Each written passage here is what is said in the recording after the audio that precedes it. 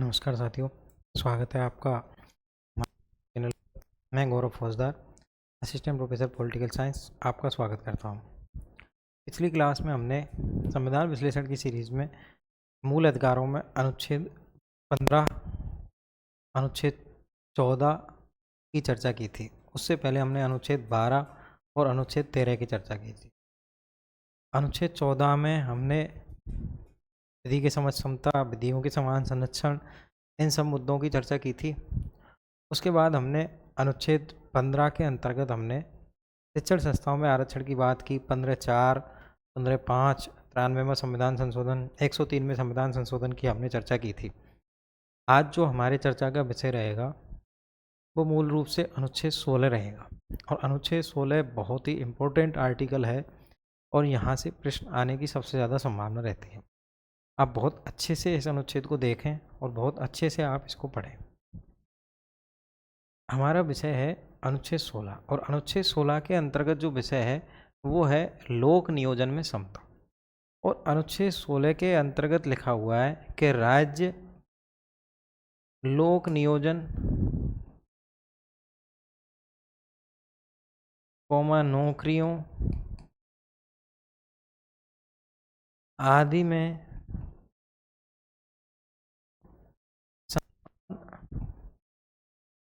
अवसर प्रदान करेगा। और मैं फिर बता दूं कि यहाँ भी किसके लिए है? नागरिकों के लिए। कि राज्य समस्त नागरिकों को, जो भी राज्य के समस्त नागरिक, अनुच्छेद 15 के अंतर्गत हमने पढ़ा था, अनुच्छेद 15(1), 15(2) में साफ लिखा था कि राज्य समस्त नागरिकों को इन आधारों पर कोई विभेद नहीं करेगा। यहाँ लिख रखा है कि राज्य लोक नियोजन में, नौकरियों में, इन सब में कैसे अवसर प्रदान करेगा? समान अवसर प्रदान करेगा। जैसे कोई एक नौकरी निकली, उसमें किसी भी आधार पर कोई विभेद नहीं होगा। उसमें सब लोगों के लिए कैसे अवसर प्राप्त होंगे? समान अवसर प्राप्त होंगे। और कौन प्रदान करेगा समान अवसर? राज्य समान अवसर प्रदान करेगा। कि जो भी लोक नियोजन के कार्य होंगे, जो भी नौकरियां होंगी, उन सब में राज्य कैसे अवसर प्रदान करेगा? राज्य समान अवसर प्रदान करेगा। ये कौन से अनुच्छेद में है? अनुच्छेद नंबर 16(1) में। अनुच्छेद 16(1) में क्या लिख रहा है कि राज्य नौकरियों के अंतर्गत लोक नियोजन की समता में कैसे अवसर प्रदान करेगा? समान अवसर प्रदान। ये चीज़ आप ध्यान रखें। अगली जो महत्वपूर्ण चीज़ है वो है अनुच्छेद 16(2). और 16(2) में लिख रहा है कि राज्य धर्म, मूलवंश, जाति, लिंग, उद्भव, जन्म स्थान एवं निवास। देखो, आप याद रखो, अनुच्छेद 15 के अंतर्गत 5 शब्द थे: धर्म, मूलवंश, जाति, लिंग और जन्म स्थान। और अनुच्छेद 16 के अंतर्गत है धर्म, मूलवंश, जाति, लिंग, उद्भव, जन्म स्थान और निवास। क्रम से आप याद रखें। अनुच्छेद 15 में कौन कौन से शब्द थे? धर्म, मूलवंश, जाति, लिंग, जन्म स्थान। अनुच्छेद 16 के अंतर्गत कौन कौन से शब्द हैं 16(2) में? कि धर्म, मूलवंश, जाति, लिंग, उद्भव, जन्म स्थान और निवास। क्या इन आधारों पर राज्य कोई विभेद नहीं करेगा? इन आधारों पर कोई विभेद नहीं करेगा। अनुच्छेद 16(1) में क्या चीज़ थी? कि राज्य जो लोक नियोजन के कार्य हैं, जो नौकरियां हैं, इन सब में कैसे अवसर प्रदान करेगा? समान अवसर प्रदान करेगा। और अनुच्छेद 16(2) के अंतर्गत है कि राज्य धर्म, मूलवंश, जाति, लिंग, उद्भव, जन्म स्थान और निवास, इन आधारों पे कोई भी विभेद नहीं करेगा। तो 16(1) और 16(2) को आप अच्छी तरीक़ा से याद रखें। अगला है अनुच्छेद 16(3). और 16(3) में एक नियम कर दिया कि राज्य जो है वो निवास के आधार पर किसके आधार पर? निवास के आधार पर विभेद कर सकता है। देखो 16(3) के लिए एक संविधान संशोधन हुआ था और वो हुआ था 7वां संविधान संशोधन, और ये कब हुआ था? 1956 में। 7वें संविधान संशोधन 1956 के द्वारा किया गया। क्या राज्य किसके आधार पर? निवास के आधार पर। जैसे हम देखते हैं राजस्थान में कोई वैकेंसी निकली और उन वैकेंसियों में सबसे पहले तो 16(2) के आधार पर क्या होगा? चाहे कोई किसी भी धर्म का है, चाहे कोई व्यक्ति किसी भी जाति का है, चाहे किसी व्यक्ति ने किसी भी वंश में जन्म लिया है, चाहे उसका जन्म स्थान कहीं पे, उन आधारों पर किसी भी व्यक्ति के साथ राज्य कोई भेदभाव नहीं करेगा। दूसरी 16(3) के अनुसार कर दिया कि आपने निवास कहाँ है, आपने जन्म कहाँ लिया है, इस निवास के आधार पे क्या हो सकता है? आपके साथ भेदभाव हो सकता है। जैसे राजस्थान में कोई वैकेंसी निकली तो वहाँ ज़्यादातर सीटें किसके लिए हैं? राजस्थान के लोगों के लिए। यूपी में कोई जगह निकली तो वहाँ ज़्यादातर सीटें किसके लिए प्रोवाइड की हुई हैं? यूपी के लोगों को लिए हैं। तो बाहर के लोगों को या तो सामान्य में रखा जाता है या फिर उनके लिए कुछ सीटें, केवल कुछ एक सीटें रिजर्व की जाती हैं कि इतने % केवल बाहर के लोगों के लिए। तो ज़्यादातर जो सीटें हैं वो किसके लिए रिजर्व होती हैं? वो सारी की सारी सीटें निवास के आधार पर उसी राज्य के लोगों के लिए आरक्षित कर दी जाती है। ये कौन से अनुच्छेद में? अनुच्छेद नंबर 16(3) में। और 16(3) में क्या कर दिया है कि किसके आधार पे आप विभेद कर सकते हो? निवास के आधार पर विभेद कर सकते हो। जैसा कि 98वें संविधान संशोधन 2013 से कर्नाटक के राज्यपाल को शक्तियाँ दे दी कि कर्नाटक के राज्यपाल इस हेतु क्या बना सकते हैं? नियम बना सकते हैं कि निवास के आधार पर कर्नाटक के लोगों को कितना देना है, कितना नहीं देना। किसके पास शक्ति प्रदान कर दी? राज्यपाल के लिए। ऐसे और भी 371 के अंतर्गत जो विशेष राज्य हैं, जब हम पढ़ेंगे विशेष राज्य उस टाइम पे हम पढ़ेंगे कि भिन्न भिन्न राज्यों में भिन्न भिन्न वहाँ के राज्यपाल जो हैं उनके लिए शक्तियाँ प्रदान की गई हैं कि वो कुछ विशेष उपबंध कर सकें 16(3) के अंतर्गत। किसके आधार पर? निवास के आधार। किसके आधार पर दे सके? निवास के आधार पर। अगली जो चीज़ है वो है 16(4), और यहाँ से सबसे इम्पोर्टेंट चीज़ स्टार्ट होती है। 16(4) में बात हुई कि अनुसूचित जाति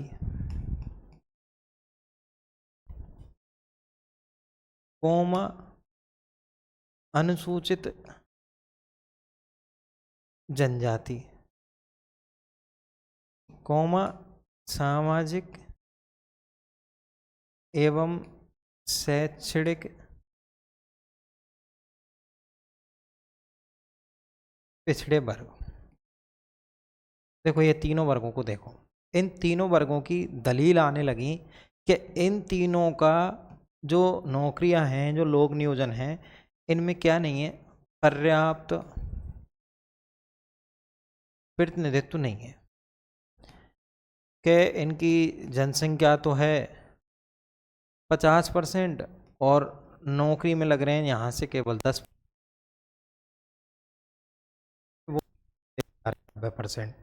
तो ऐसी थ्योरी जब विकसित होने लगी, थ्योरीज के बाद में एक संकल्पना पैदा हुई, और वो पैदा हुई किसकी? आरक्षण की। होना चाहिए, आरक्षण प्रदान होना चाहिए। और नौकरियों में आरक्षण से संबंधित सबसे पहला जो अनुच्छेद है वो है 16(4). और 16(4) में क्या कह दिया कि पर्याप्त प्रतिनिधित्व ना होने पर, क्या पर्याप्त प्रतिनिधित्व ना होने पर क्या प्रदान किया जा सकता है? क्या प्रदान कर सकते हैं? आरक्षण की क्या की जा सकती है? व्यवस्था की जा सकती है। आरक्षण की व्यवस्था की जा सकती है। कौन से वर्गों को? SC, ST और सोशल एजुकेशनल बैकवर्ड क्लास, यानी अनुसूचित जाति, अनुसूचित जनजाति और सामाजिक एवं शैक्षणिक पिछड़े वर्ग। और इनको अगर हम देखेंगे तो इनकी पहचान कहाँ की जाती है? अनुच्छेद 340 से 342 तक कौन करता है इनकी पहचान? राष्ट्रपति करता है। और इनके लिए आयोग भी बनाए गए हैं, जैसे राष्ट्रीय पिछड़ा वर्ग आयोग, अनुसूचित जाति आयोग, अनुसूचित जनजाति आयोग। ये सब किसके लिए दिए गए हैं? इन वर्गों की पहचान करने के लिए। तो आरक्षण की व्यवस्था कौन से अनुच्छेद से पैदा होती है?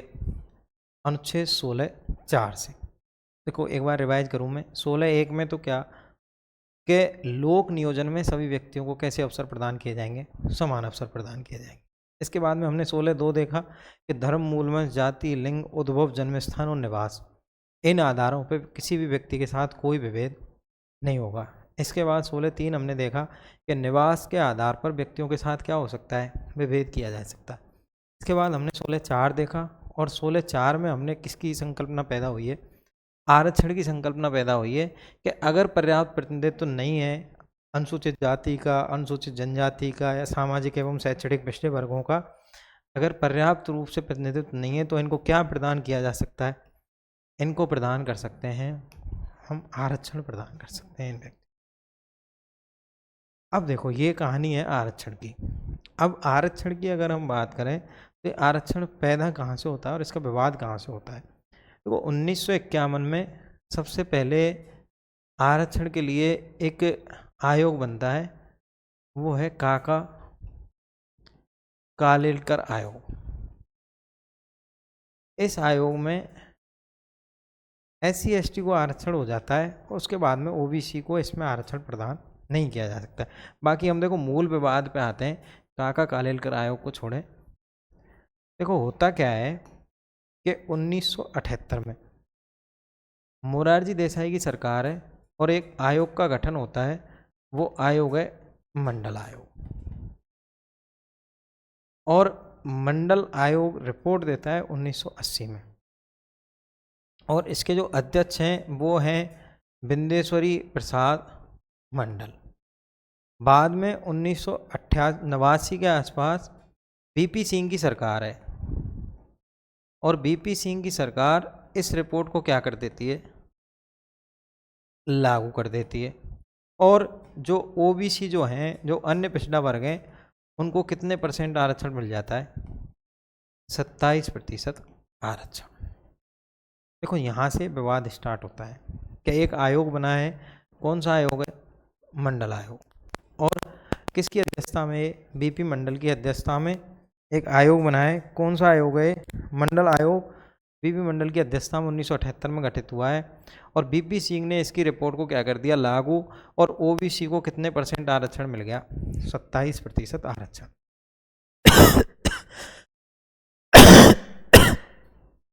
सॉरी। इसके बाद में जैसे ही ये रिपोर्ट लागू होती है, उसके बाद में 1992 में एक व्यक्ति हैं इंदिरा साहनी।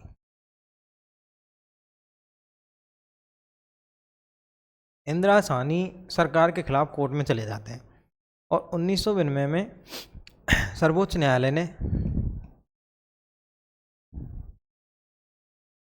इंदिरा साहनी बाद का क्या आता है? सर्वोच्च न्यायालय क्या देता है?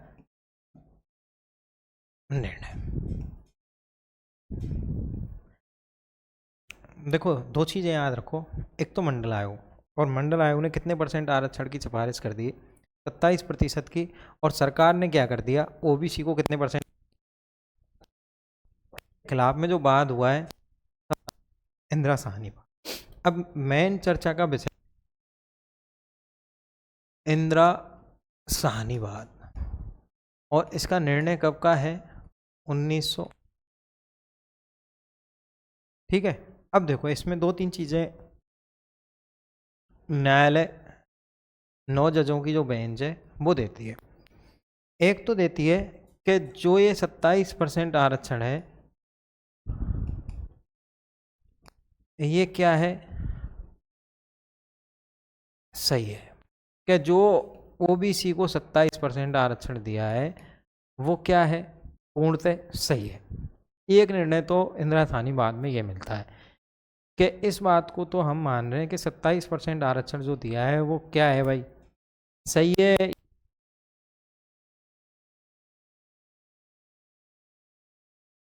आरक्षण जो सीमा है वो अधिक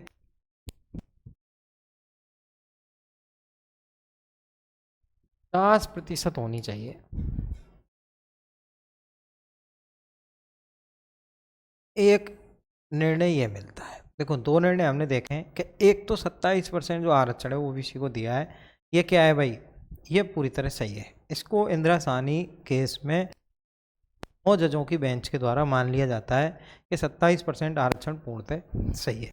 इसके बाद न्यायालय वर्डिक्ट देता है कि कुल आरक्षण की जो सीमा है वो अधिकतम कितनी होनी चाहिए भाई, अधिकतम 50% होनी चाहिए, 50% से ऊपर नहीं होनी चाहिए।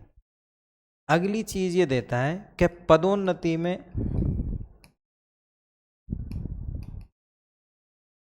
आरक्षण नहीं बल्कि सीधी नियुक्ति में रखो आप।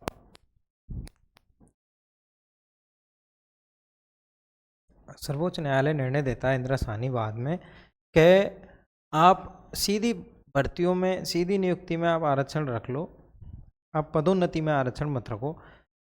इसके पीछे तर्क देता है सर्वोच्च न्यायालय कि पदोन्नति में आरक्षण की कोई आवश्यकता नहीं होती। अगर हम किसी भी दुर्बल वर्ग को उठाना चाह रहे हैं तो उसके लिए हम नौकरी दे रहे हैं, उसके लिए हम आरक्षण के आधार पर नौकरी दे रहे हैं, वो बहुत है। पदोन्नति में आरक्षण की कोई आवश्यकता नहीं है। और एक यहाँ बात होती है उपवर्गीकरण की, कि जो ओबीसी है उसका क्या होना चाहिए, उपवर्गीकरण होना चाहिए। एससी एसटी की बात यहाँ इंदिरा साहनी वाद में नहीं हुई थी, ओबीसी के उपवर्गीकरण की बात हुई थी कि जो आरक्षण में जातियां हैं उनका क्या करो, उपवर्गीकरण। ये उपवर्गीकरण का मुद्दा हाल ही में बहुत ज़्यादा चर्चा में रहा था, उसकी चर्चा भी मैं करूँगा किसी दिन आपसे, बहुत अच्छे से चर्चा हम उसकी करेंगे। अब आप ये चीज़ सोच के चलो कि कितने बिंदु दिए हैं इंदिरा साहनी वाद में, मोटे मोटे 4 बिंदु हैं कि 27% आरक्षण जो है वो सही है। कुल आरक्षण की सीमा अधिकतम कितनी होनी चाहिए, 50% होनी चाहिए। और पदोन्नति में आरक्षण नहीं बल्कि सीधी नियुक्ति में आप आरक्षण दे दो, पदोन्नति में आरक्षण आप प्रदान मत करो। एक बात कर दी है उपवर्गीकरण की, कि उपवर्गीकरण होना चाहिए, जो ये जातियां हैं इनका क्या करो आप उपवर्गीकरण कर दो। अब एक बात बताओ कि ये सब निर्णय दिया है सर्वोच्च न्यायालय ने, तो इसको सरकार कैसे काउंटर करेगी। इंदिरा साहनी वाद को, वाद के निर्णय को क्या करेगी सरकार, काउंटर करेगी। और कैसे करेगी, क्या करेगी सरकार, संविधान में क्या करेगी, संशोधन करेगी। क्या करेगी सरकार, संविधान में संशोधन। हमने अभी तक जो अनुच्छेद देखे हैं वो देखे हैं, एक तो देखा है हमने 16(1) और 16(1) में देखा है हमने कि राज्य लोक नियोजन नौकरियों और इन सब में क्या प्रदान करेगा, कैसे अवसर प्रदान करेगा, समान अवसर। इसके बाद हमने देखा कि राज्य धर्म, मूलवंश, जाति, लिंग, उद्भव, जन्मस्थान और निवास, इन आधारों पे क्या नहीं करेगा, कोई विभेद नहीं करेगा। 16(3) में हमने देखा है कि राज्य निवास के आधार पे क्या कर सकता है, विभेद कर सकता है।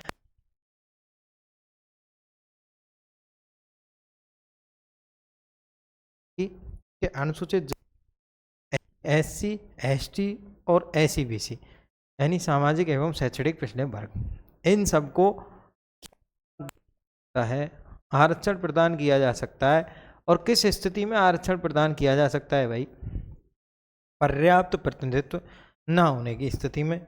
और आरक्षण की जब हमने स्थिति देखी वो ये थी कि 1978 में आयोग और मंडल आयोग ने 27% आरक्षण की सिफारिश कर दी, और बीपी सिंह जब प्रधानमंत्री थे तो उन्होंने मंडल आयोग की सिफारिश को लागू कर दिया और ओबीसी को कितने परसेंट आरक्षण प्रदान कर दिया, 27% आरक्षण ओबीसी को प्रदान कर दिया। और इसकी अपील ली सर्वोच्च न्यायालय में इंदिरा साहनी वाद के माध्यम से। और इंदिरा साहनी वाद में सर्वोच्च न्यायालय ने जो निर्णय दिए उनकी हमने चर्चा करी कि 27% आरक्षण जो है वो सही है, ये गलत नहीं है।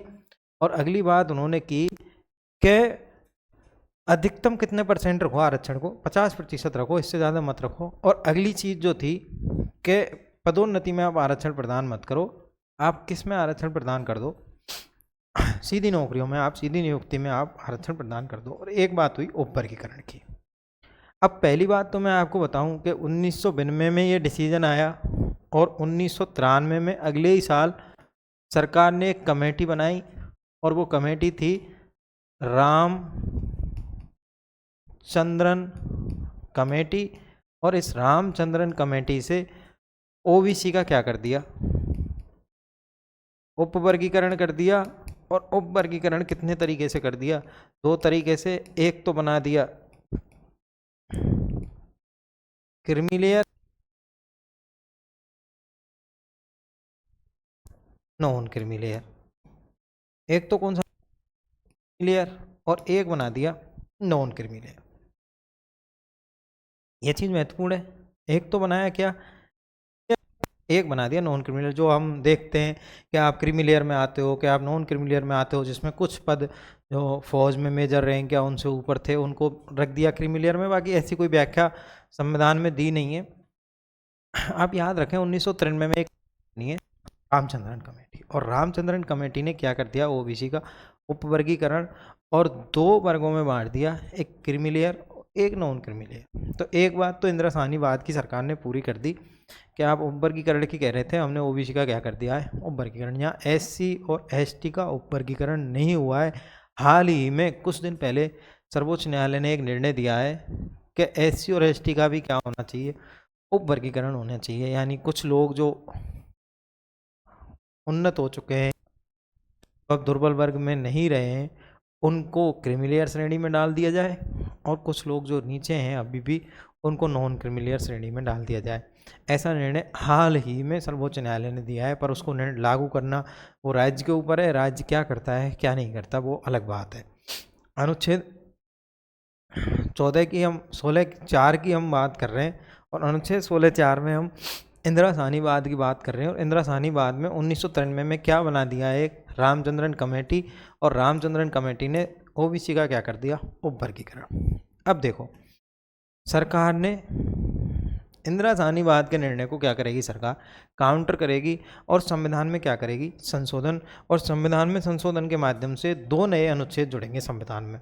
एक तो जुड़ेगा अनुच्छेद 16(4)(a) और एक जुड़ेगा अनुच्छेद 16(4)(b). अब इन दोनों अनुच्छेदों को अच्छे से याद रखें। ये पूछ लिए जाते हैं सीधे कि अनुच्छेद 16(4)(a) कौन से संविधान संशोधन से जुड़ा है, कि 77वें संविधान संशोधन 1995। 77वां 1995 में जो संविधान संशोधन हुआ, इससे प्रावधान हुआ कि राज्य 50% से अधिक आरक्षण का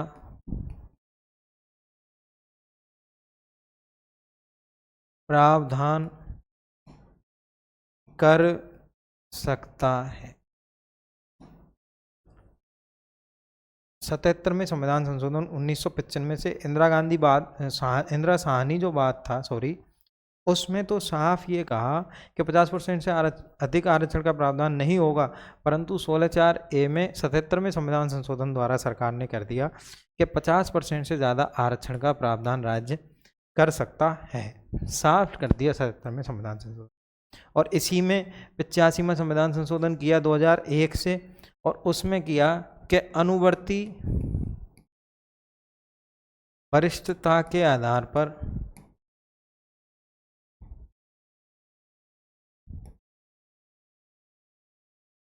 क्या प्रदान किया जाएगा, आरक्षण प्रदान किया जाएगा।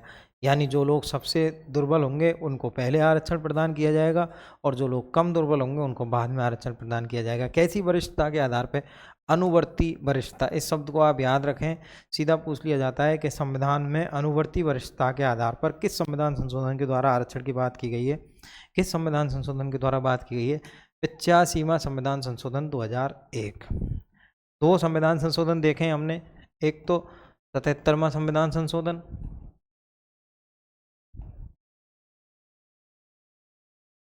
1995, एक देखा है 85वां संविधान संशोधन 2001। 77वें संविधान संशोधन से कौन सा अनुच्छेद जुड़ा है, 16(4)(a), और यहाँ 16(4)(a) में क्या हुआ है, बदलाव।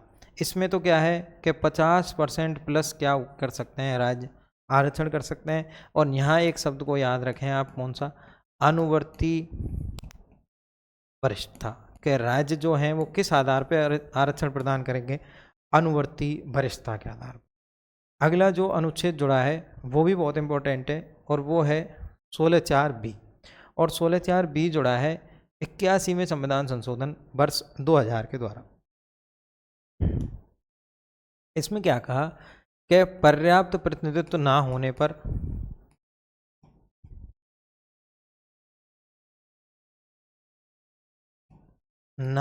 पर राज्य पदोन्नति में भी आरक्षण प्रदान कर सकता है। देखो, दोनों निर्णय काउंटर कर दिए इंदिरा साहनीवाद के। एक तो निर्णय था इंदिरा साहनीवाद का कि 50% से ज़्यादा आरक्षण नहीं होगा, दूसरा निर्णय था कि पदोन्नति में आरक्षण प्राप्त नहीं होगा। तो 16(4)(a) में तो हमने देखा 77वें संविधान संशोधन से तो निर्णय काउंटर किया कि 50% से ज़्यादा आरक्षण प्रदान किया जा सकता है। और 81वें संविधान संशोधन द्वारा 16(4)(b) में सरकार ने क्या किया, संशोधन करके 81वें संशोधन से कि राज्य जो है अगर पर्याप्त प्रतिनिधित्व नहीं है तो किसमें भी आरक्षण प्रदान कर सकता है, पदोन्नति में भी आरक्षण प्रदान कर सकता है। तो 16(4) बहुत इंपॉर्टेंट आर्टिकल है।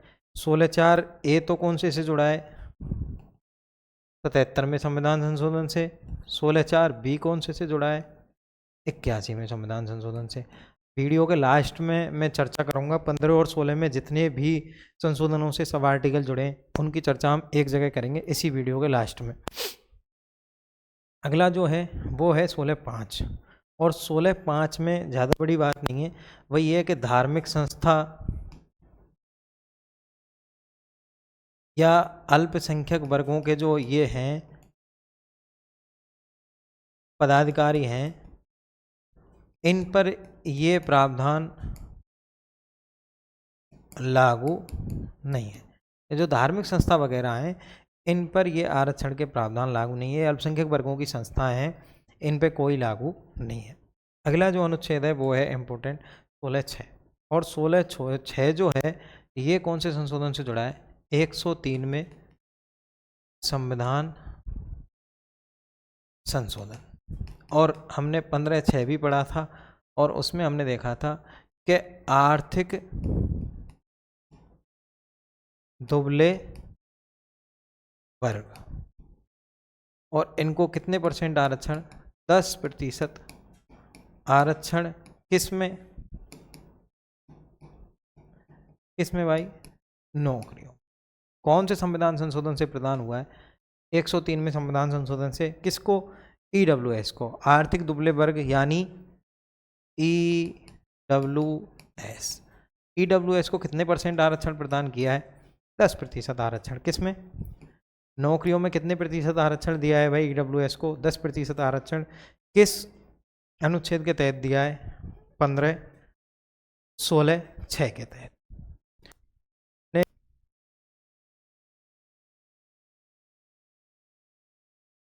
और 16(6), पहले मैं आपको रिवाइज के तौर पे बता दूं, 16(1) में हमने देखा कि कोई विभेद नहीं होगा, सबको समान अवसर में हमने देखा कि धर्म, मूलवंश, जाति, लिंग, उद्भव, जन्मस्थान, निवास के आधार पर कोई विभेद नहीं होगा। अनुच्छेद 16(3) में हमने देखा जो 7वें संविधान संशोधन से जुड़ा के निवास के आधार पर विभेद किया जा सकता है। 16(4) में आरक्षण प्रदान हुआ, उसके बाद में मंडल आयोग साहनीवाद को काउंटर करने के लिए 16(4)(a) 77वें संविधान संशोधन से, जिसमें कहा कि 50% से अधिक आरक्षण हो सकता है। 16(4)(b) जिसमें पदोन्नति में आरक्षण की बात हो गई। फिर उसके बाद हमने 16(5) देखा कि अल्पसंख्यक वर्गों की जो संस्थाएं उन पर लागू नहीं होता। 16(6) हमने देखा EWS को 10% आरक्षण प्रदान किया जाना। देखो, प्रश्न यहाँ से इम्पोर्टेंट बन जाता है कभी कभार कि जो ये सब आर्टिकल हैं ये कौन से संशोधन से जुड़े हैं और नहीं जुड़े हैं। देखो, आप याद रखो, अब अगर हम बात करें आर्टिकल 15(4), 15(5), 15(6), इधर हम देखें 16(6), 16(4) ए, 16(4) बी और 16(3). देखो आप यहाँ से इनको एक साइड में याद रखें। 15(4) जो है ये तो कौन से संशोधन से जुड़ा है? पहले संशोधन से, जिसमें अल्पसंख्यक वर्ग, SC और ST को विशेष प्रावधान। 15(4)(5) जो है वो 93वें संशोधन से है। 15(6) और 16(6) जो हैं ये दोनों 103वें संशोधन से हैं, जिनमें किनको शक्तियाँ, किनको आरक्षण है? EWS को, यानी इकोनॉमिक वीकनेस सेक्शन को। 16(4) ए कौन से संशोधन से है? 77वें संशोधन से। और 16(4) बी जो है ये 81वें संशोधन से है। और 16(3) जो है ये 7वें संविधान संशोधन।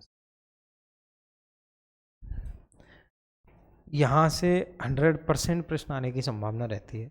मैंने आपको बिल्कुल शॉर्ट में चीज़ें बता दी हैं, आप बहुत अच्छे से इन चीज़ों को ध्यान रखें। इन सब आर्टिकल्स को बहुत अच्छे से याद कर लेना, एक जगह लिख लेना। और जिसने भी अभी तक हमारे चैनल को सब्सक्राइब नहीं किया है, टेलीग्राम चैनल पे नहीं जुड़े हैं, अपने मित्रों को, दोस्तों को आप यहाँ ज़रूर जोड़ें, आप खुद जुड़ें। और इसकी जो लिंक है वो डिस्क्रिप्शन में हम डलवा देंगे। बहुत बहुत धन्यवाद आपका। अगली वीडियो में फिर हम आगे मूल अधिकारों के साथ मिलते हैं। Thank you so much.